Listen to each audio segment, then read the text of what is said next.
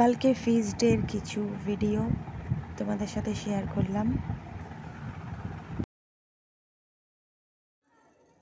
আমাদের রানাঘাট প্যারিসের ইউথ সেবক দল এখানটায় এই যে সব রয়েছে। তো কালকে কিছু ভিডিও তোমরা দেখতে পেয়েছো, আর আজকে কিছু ভিডিও দিচ্ছি।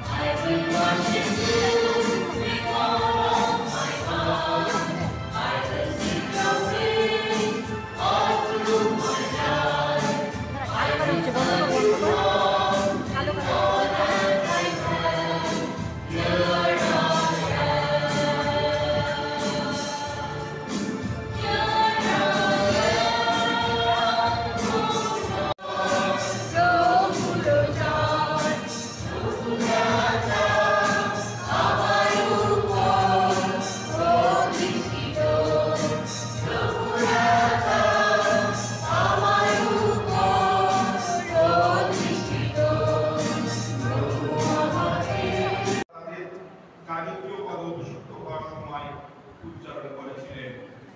শ্রদ্ধেয় ধর্মপাল এখন রাজকীয় প্রতিজ্ঞার পুনরাবৃত্তি করাবেন। আমরা সকলে সেই প্রতিজ্ঞার সাক্ষী।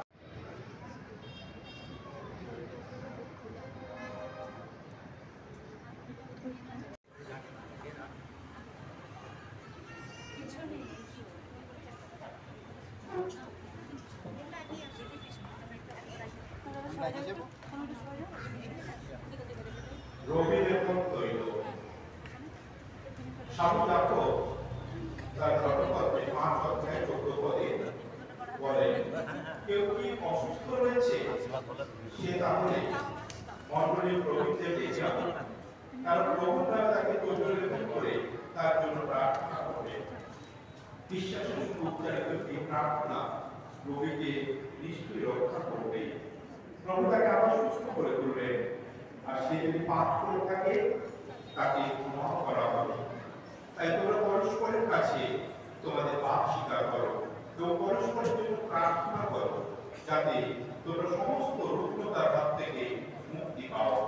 তাই রবিলেখন তৈল মানুষের রোগ নিরাময় করার জন্য ব্যবহার করা হয়ে থাকে। অসুস্থ ব্যক্তি শারীরিক ও মানসিক সুস্থতা লাভ, যন্ত্রণা সহ্য করার শক্তি অর্জন করে এবং পাপের ক্ষমা লাভ করে।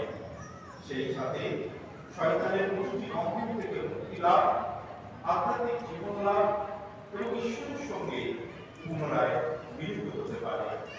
শ্রদ্ধেয় বিশ্ব মহাদয়কে রবিলেখন তৈল দেখতে যারা উচ্চ স্বরে বলবেন, এই দেখো রবিলেখন তৈল। এই দেখো রবিলেখন তৈল।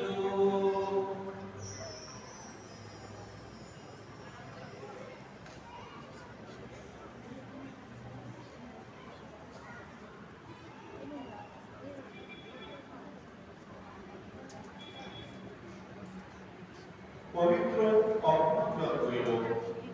এখন পবিত্র অভ্যন্তর তৈল এনেছি আমার কাছে, নাও তুমি আমার বিধান। আজ থেকে দান পূর্ণ করো। দুঃখী মানুষের মরণ সহায় পবিত্র আত্মায় নিয়ে আসুন।